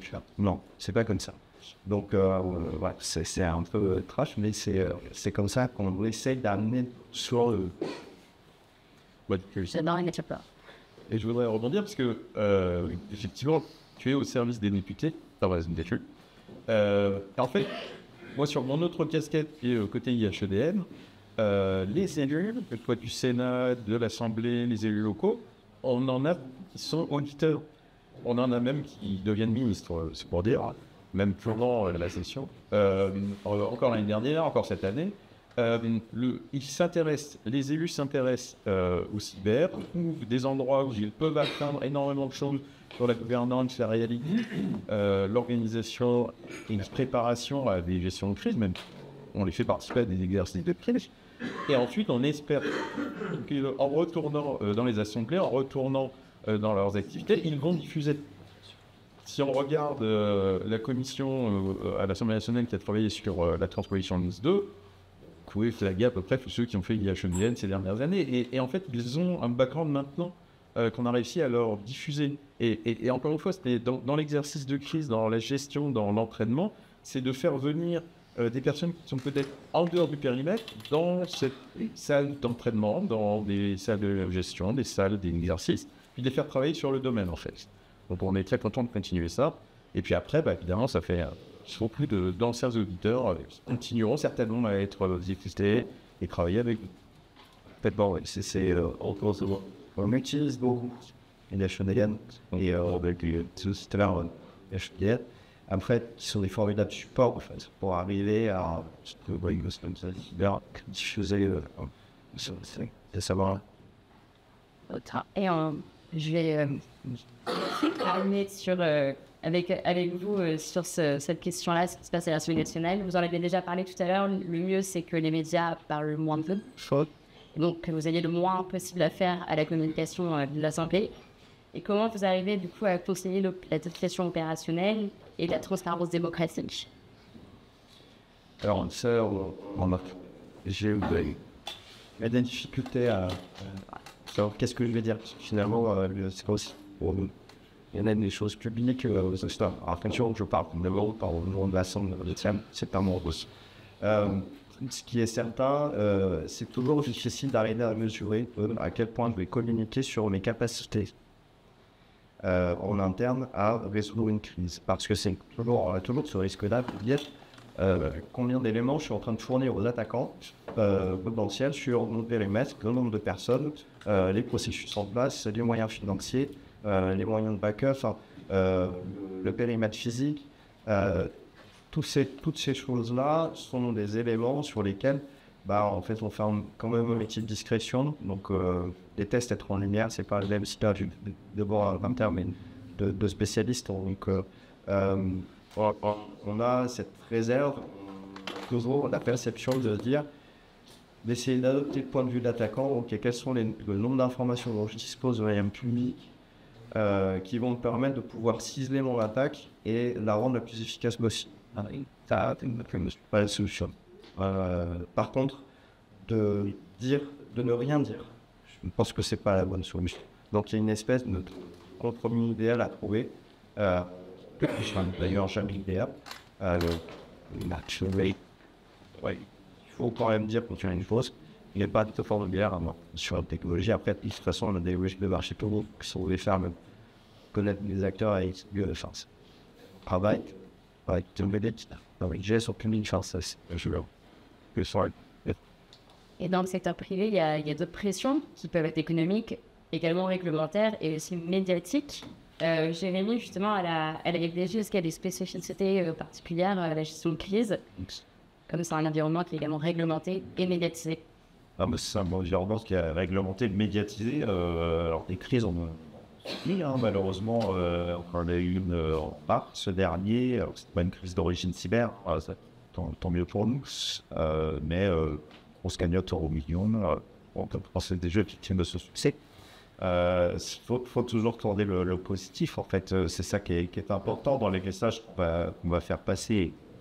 Et c'est comme ça qu'on se positionne aujourd'hui. Parce que effectivement, on a cette fenêtre médiatique dans un métier où on se rend du rêve. Notre métier, c'est de forme du rêve aujourd'hui. Maintenir après la vie sur les territoires, ça fait partie de valeur. C'est un métier de fait, il faut que si jamais à un moment le rêve est plus accessible, c'est ça. Arrêter une histoire de ça. Peut-être revenir sur la métaphore du départ, c'est si on parle de ces cicatrices, il faut être fier de ces cicatrices. Il faut démontrer d'avoir eu à gérer une crise, peut-être même plusieurs. Parfois, un attaquant revient auprès de sa première ligne. les montrer, il faut les partager.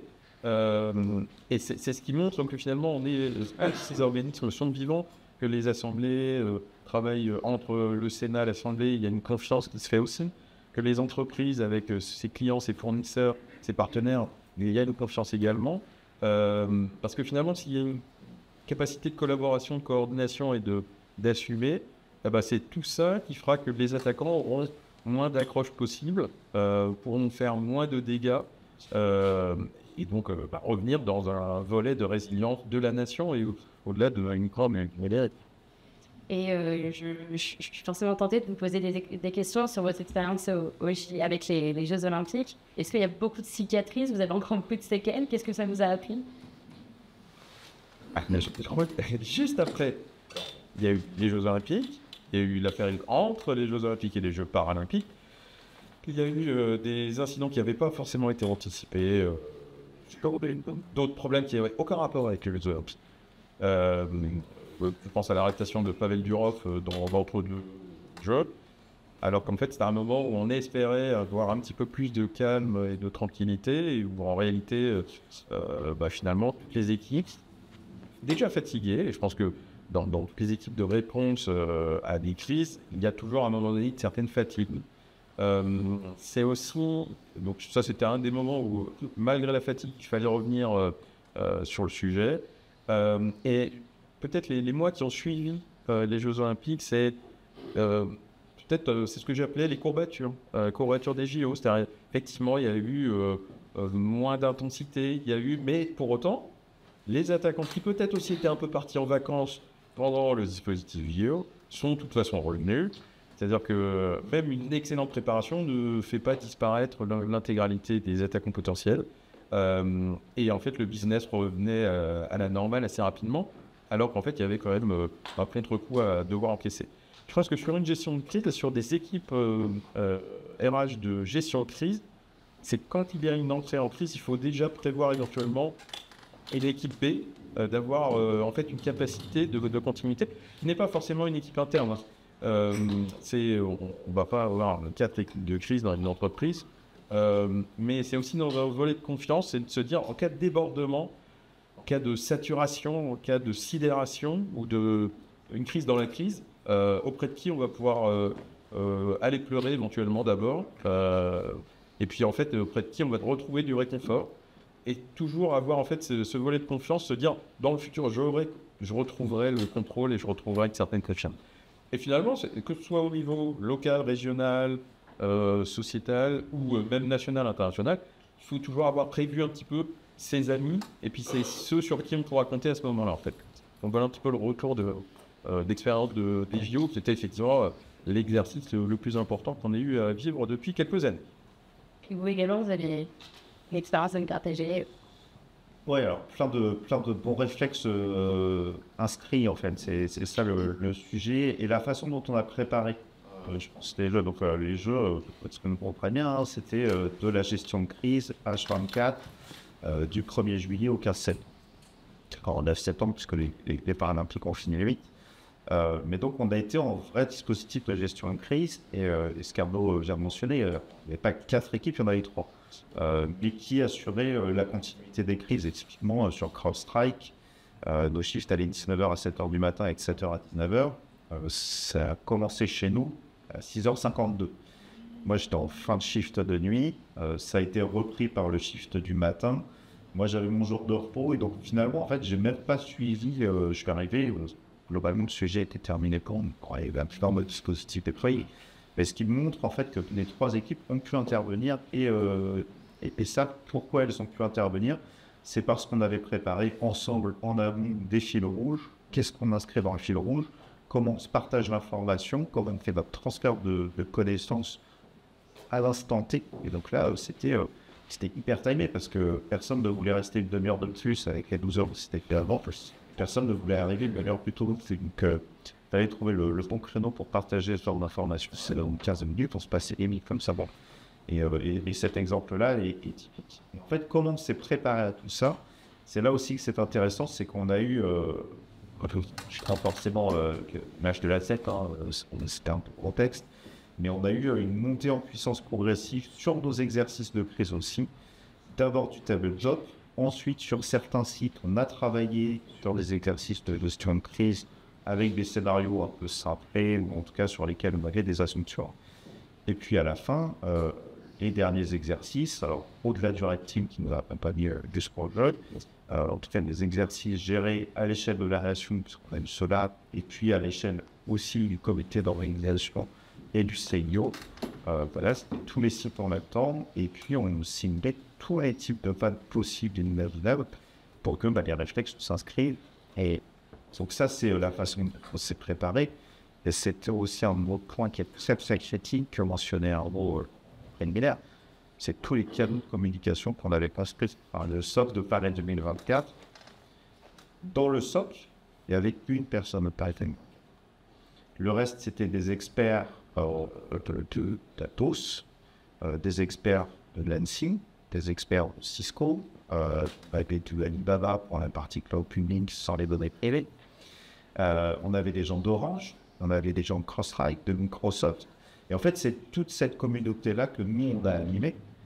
Mais l'important, c'était de s'assurer qu'on ait tous ces capables de liaison-là et que si jamais il se passait quelque chose, tout le monde ait l'information, puisse la remonter au niveau. L'agent de liaison de l'ANSI était là aussi pour pouvoir remonter à son commandement et remonter éventuellement au C4 si jamais il se passait des choses.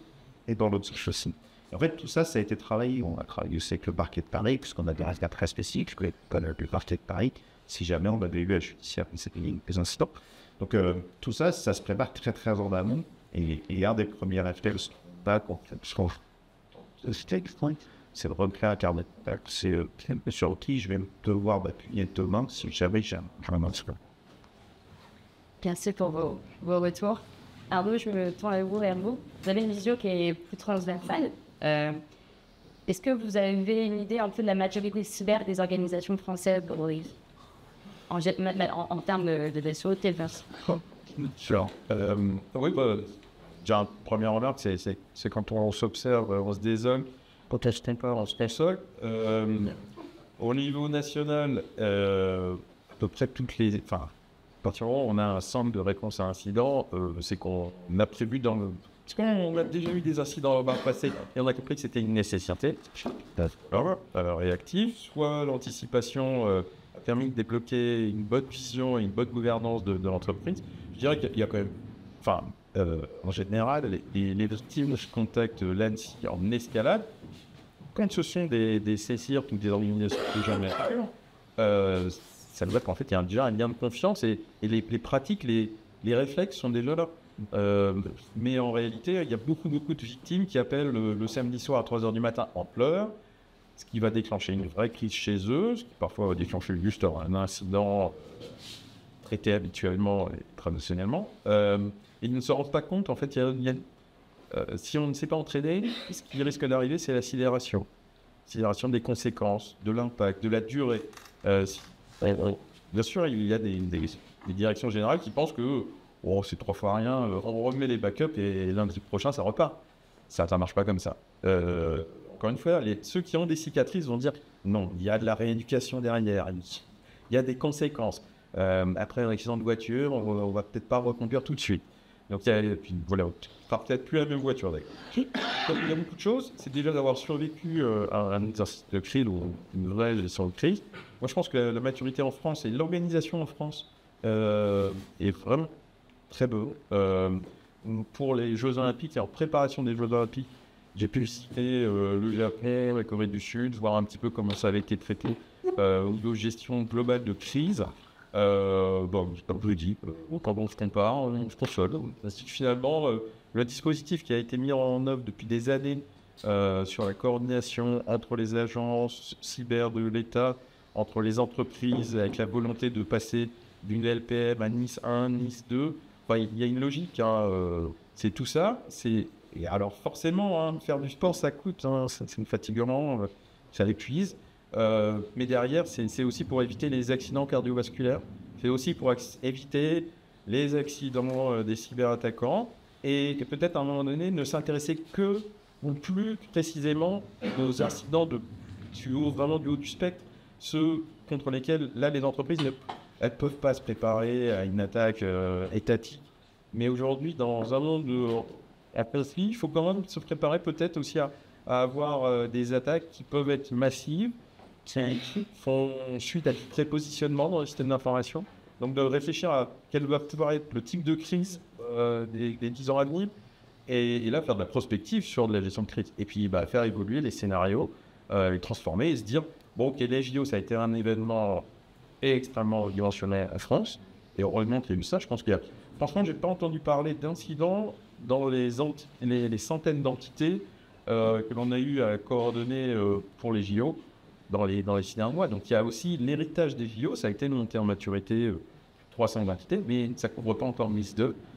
Et derrière, c'est aussi de se préparer au prochain type d'attaque, aller dans des scénarios qui vont être peut-être plus destructifs et pas forcément anti-logiciels et d'autres types d'attaques.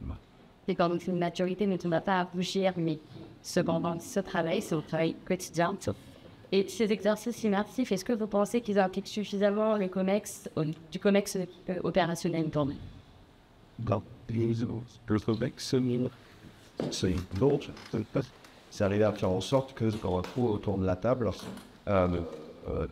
nos autorités, alors qu'ils n'ont pas signé pour ça à la main. Et tout le défi, c'est d'arriver à apporter un sujet sur lequel on ne nous attend pas, on ne veut pas entendre parler de nous parce qu'on a un sujet, on nous fait peur. Parce que c'est tellement plus facile de se voiler la face et ne pas regarder la réalité en face et le monde autour, en fait. Donc, et j'ai pas de secret ou de méthode magique. Par contre, ce que je sais, c'est qu'il ne faut pas hésiter à faire pousser les portes. Il faut se faire violence, il faut essayer d'avoir des soutiens, d'aller chercher des soutiens parfois inattendus, parce que c'est profiter. Vraiment, quand je disais opportuniste, il faut saisir l'occasion. Quand vous êtes un stagiaire, le papa et à une direction, du coup, avec un lien en particulier. Oui, mais c'est ça en fait. Bien sûr. On est sur des choses pratico-pratiques. Sur rencontrer, créer dans le déjeuner à la cantine, le collègue qui a passé 20 ans avec le fameux père, et voilà. Et on tisse en fait une espèce de réseau de contacts qui pourront nous permettre d'avoir que ce sujet, quand il arrive au niveau autorité, devienne évidence. Et non plus questionner, mais qu'est-ce que vous ne faites pas? Je vous dirais, et je pense que Jérémy, c'est le cas aussi, c'est le plus facile, c'est prenez vos directions générales, n'importe lequel directeur général, et emmenez-le au forum Incyber, en fait. Et faites-lui découvrir cet environnement, en fait. Donc, je pense que c'est peut-être une étape facile. Alors, c'est à Lille, c'est voilà, mais sinon, ailleurs, au Creusot ou au Japon. C'était Madame Attention, si vous aviez un seul conseil à donner à RSSI, à vos pairs, ce serait lequel? Oui. Besoin dans les théâtres. Allez au FIC. Oui, allez au FIC. Oui, nous disait la presse, malheureusement. Merci beaucoup. On n'a pas pu traiter toutes les questions parce que le temps, malheureusement, en partie ne suffisait pas. J'aurais aimé discuter avec vous plus longtemps. On va s'adresser au public. Est-ce que vous avez des questions? Voilà, qui veut poser la question? La première. Merci. Processus arrière, c'est un lien pour l'ancien CRH observatoire de sensibilisation du manufacturing. Alors, oui, c'est super à faire en Europe. Finalement, pour sensibiliser les collectivités, mais aussi surtout le manufacturing, est-ce qu'on peut dire qu'il y a des grandes différences entre une gestion de crise cyber et une gestion de crise normale, où il y aurait même dans des produits, des lots de produits à retirer, des explosions, des risques d'énergie, etc., qui sont apparus. Et est-ce que finalement, ça peut mieux sensibiliser des entreprises, des collectivités, des organisations qui font déjà de la gestion de crise, sauf à découvrir la gestion de crise par l'intermédiaire de cybercase? Je pense qu'un critère très important, c'est que dans une crise cyber en général, il y a un opposant, un attaquant qui lui-même a une stratégie, qui a un plan, qui a une finalité, qui a réfléchi à tout ça avant le déclenchement et avant que vous ne vous rendiez compte que vous êtes réellement en crise. Et la difficulté de ça, c'est que vous devez très bien être dans une situation où l'attaquant contrôle tellement que votre gestion de crise elle-même peut déjà être compromise en fait. Et ça, normalement sur une gestion de crise industrielle, une gestion de crise financière ou autre, on n'est pas tout à fait on s'oppose pas aux mêmes forces en fait. Et ça, je pense que c'est une très grande différence, c'est de savoir qui vous attaque. Mais déjà de savoir qu'on est attaqué. Merci pour l'intervention. On essaie de s'accorder sur le proche carrière. Juste un petit réflexe en complément de ce que vous avez partagé. Après avoir été une journée, quand vous avez reçu l'extérieur, j'ai vécu le cyber et en fait, ce qui nous a sauvé, c'est le fait de ne pas avoir tous les infos à agir en cas de contraintes sur les budgets, notamment de la DSI. Et c'est le fait d'avoir des agents à la DSI qui sont très plus spécialistes du cyber, mais qui ont des consensuellement telles qu'elles vont donner sans faire de bruit, présenter aucun rejet sur l'investissement en tant que tel, mais le fait que les dirigeants en question aient bien fait leur travail, ça a permis derrière aux équipes de l'ANSI et aux équipes qui ont accompagné la remise en route des services, d'avoir inaperçu, de gagner du temps. Donc je partage ça, c'est-à-dire que dans un contexte où il y a des tensions fortes au prix du budget, comme privé, être très attentif sur la manière de faire la réduction d'effectifs sur les équipes et bien sur les systèmes d'information. Voilà. Merci. Je suis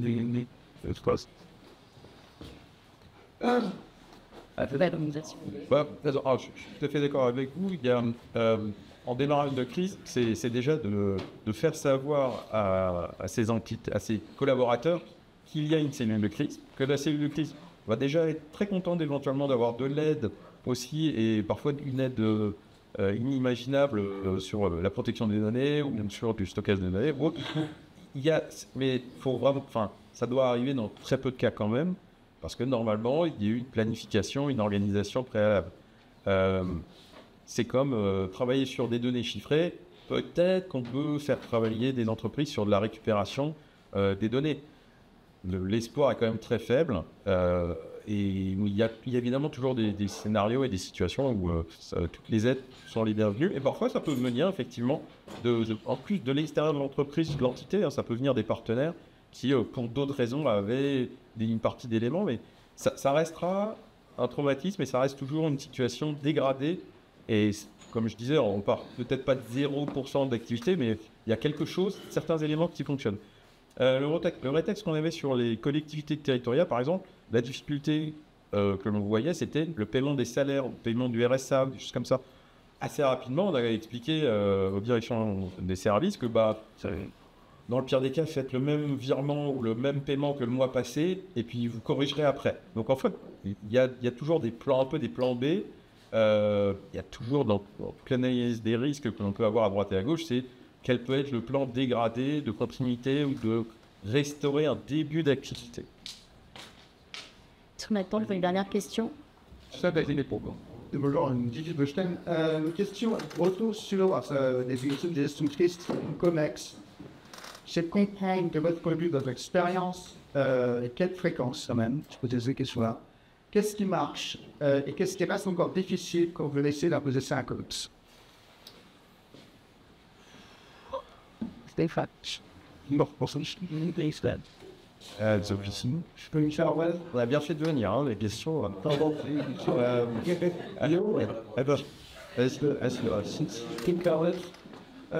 Bon, j'ai pas avoué que j'étais expert associé à Scorwa ou aussi qu'on fait sur le sujet. Sur un exercice de non COMEX, ce qui est important, c'est d'embarquer tous les modèles d'acquise. Tous les modèles d'acquise. Donc, j'ai composé d'en citer quelques-uns. Vous allez avoir des problématiques de conformité. Donc, il faut que ces sujets-là soient abordés. Vous allez avoir des problématiques d'assurance. Comment est-ce qu'on prévient, comment est-ce qu'on active le dispositif de cyberassurance. Vous allez avoir une dimension légale et juridique. La dimension légale et juridique, elle paraît évidente, il faut les centrer en France, mais si vous prenez un grand groupe et d'activités internationales, imaginons qu'ils ont l'Amérique du Nord, la litigation aux États-Unis, ça veut dire que si je préviens un client que ces données sont exposées, je m'expose à une armée d'avocats qui va se tourner contre moi. Donc quand on commence à mettre en cause de nos éléments qui vont faire travailler, les non comics. On a parlé également des impacts de métier. Dans les scénarios dans le scénario qu'on a déroulé ce matin, qui est un scénario intéressant, en fait, on est allé sur des éléments assez limités, c'est ce qu'on fait dans des cas. L'imbrication de l'ensemble des domaines fait que le processus est si level est compliqué. C'est pour ça que ça devient un exercice de niveau comics. Ça devient un exercice de niveau comics quand on a imbriqué suffisamment de choses pour que la décision ne soit pas simple et que la coordination soit indispensable. Les impacts de métier. Alors a été évoquée la question du coût financier. Ok, le coût financier, ce que les assurances nous apprennent, c'est comment l'impact sur les frais de stupéfaction, sidération, et qu'on considère qu'on va payer 10. 3 mois après, quand on fait les comptes et quand on voit ce qu'on peut soumettre à l'assurance, on demande 1.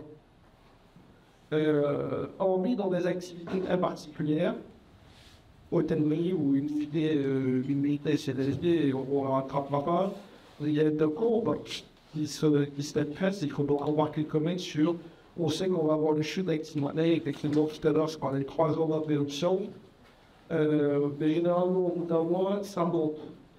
Bon, un exemple qui est dans la presse, que j'ai eu à traiter, il y a une interruption de service de 4 semaines sur l'enrôlement de clients de la Poste Mobile en 2022. Ça a commencé en juillet, au mois d'août, on était très inquiets, au mois de septembre, les services ayant été rétablis, l'activité était revenue au niveau normal. Mais dès qu'on met de la complexité pour un exercice du niveau complexe, il faut lui présenter une autre chose qui est extrêmement importante, c'est une remontée d'informations simultanée. Si vous avez la chance de les avoir dans une pièce, il ne faut pas les prendre par la main sur vous traitez ça, vous allez leur mettre à l'écran toutes les informations qu'ils attendent. Alors, disons, qu'est-ce qu'on traite en premier? Quelle est la chose la plus importante? Est-ce qu'on traite le risque juridique, le rapport des risques, l'exposition au risque, où est-ce qu'on en est? Qu'est-ce qu'on lance? Quelles sont les conséquences légales? Qu'est-ce qu'on fait? En fait, il faut leur donner de la complexité. Tu traites des sujets complexes en permanence et ils prennent des décisions en permanence. Dès lors qu'on leur explique dans les termes qui sont relevants, ils vont prendre des décisions.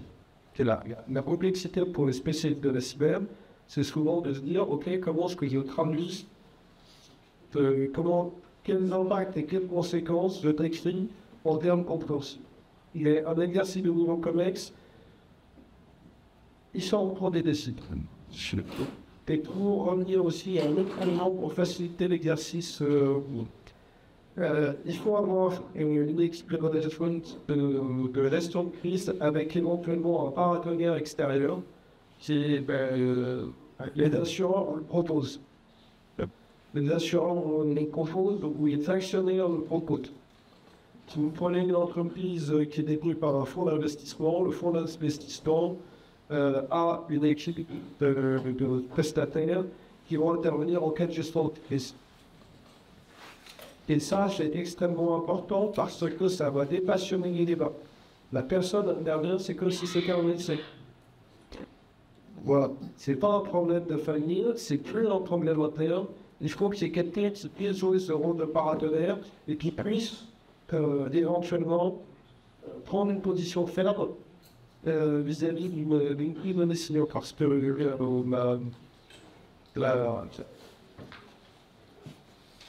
les profils psychologiques qu'on trouve dans les collègues sont des gens qui sont sûrs d'eux, qui ont accompli beaucoup de choses dans leur carrière, qui savent prendre des décisions et qui vont imposer de la volonté du charisme. S'il y a d'angoisse, son but, c'est ainsi de suite. Les comptes prennent ça et si vous êtes subordonné de ces personnes, de ces groupes experts, si vous êtes un expert, vous allez dans une situation plus comprendre. Je pense que Et l'important, c'est d'avoir aussi ce terrain. Quoi. Merci. Je vais aussi pour toutes les expositions. Je vais me permettre d'intéressant de rajouter aussi. Voilà, c'est bien pour la bonne régie. Pardon. Deux choses. Allez voir le COMEX et posez-leur la question. Quels sont les éléments dont vous avez besoin pour faciliter votre prise de décision? Pourquoi pas? Enfin, parfois, le COMEX va vous répondre, vous dire, en fait, on ne sait pas, c'est votre sujet, je suis avec vous le dire. Mais en tout cas, c'est pas que on n'est pas sur un mode pilote, ça n'est pas que dans un sens. On peut aussi poser des questions au COMEX. Vous n'allez pas disparaître instantanément parce que vous avez osé poser une question à un secrétaire général. Et contraire, ça créera de la confiance sur le fait que vous êtes capable d'aller le solliciter et de demander des précisions sur la commande. Qu'est-ce que vous attendez de moi? C'est votre donneur d'ordre. La moindre des choses, c'est qu'il vous donne des ordres. Donc si les ordres sont pas clairs, c'est à vous d'oser poser la question. Ce sujet, à mon avis, c'est comme ça qu'il faut le prendre. Et aussi, vous devez, et c'est là où je rejoins tout à fait Gabriel, sur le fait que quand on vient au COMEX, on est des problème solvers. On est là pour venir avec des solutions et non pas arriver avec, voilà tous les problèmes que j'ai, je fais la liste à l'après-vert, démerdez-vous. Non, c'est pas le sujet. Nous, on vient avec les faits et avec tout le panel de solutions possibles, éventuelles, on est des problèmes solvers. C'est ça qu'ils attendent de nous. Enfin, c'est ma position en tout cas. C'est la vérité, c'est pas la vérité, fausse. Mais en tout cas, tentez des choses. On ne vous trompez pas. Eh bien, merci au panel qu'on peut applaudir. Merci à la l'équipe immersive là, c'est parce que je crois que ce petit déjeuner ce matin était tout à fait intéressant. On a beaucoup parlé de questions juridiques, de questions techniques, mais là aussi, vous avez évoqué vous-même des aspects psychologiques, car la crise, c'est d'abord la sidération, c'est le désespoir avant qu'on commence à remettre les choses en ordre. Et donc, il faut un accompagnement extérieur de gens qui sont des coachs. Et c'est là où, d'ailleurs, la gestion de crise, c'est la rencontre entre les sciences humaines et sociales, le droit, la sociologie et les sciences dures, le but de route qu'on va remettre sur le bout d'en route vers sur le bout d'en vert. Merci à vous, merci à Mélissa qui a animé ces questions-réponses. Retenez une date de votre agenda, le 20 novembre, c'est donc dans un mois pratiquement jour pour jour. Le thème portera, on vous le précisera, sur les questions cyber et santé, donc déjà ça vous sera précisé. Bon, vous savez que les questions de santé et de cyber ont été quand même largement devant dans les médias depuis au moins le Covid, avec les attaques sur les hôpitaux.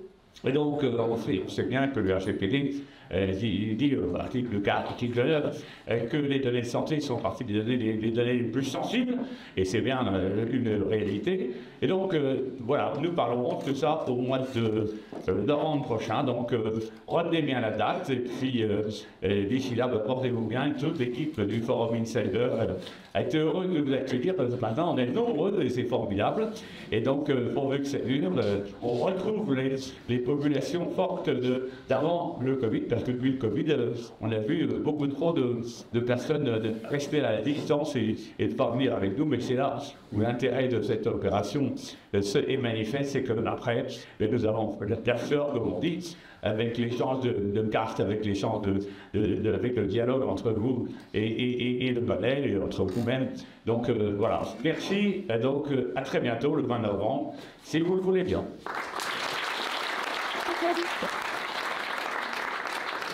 D'accord.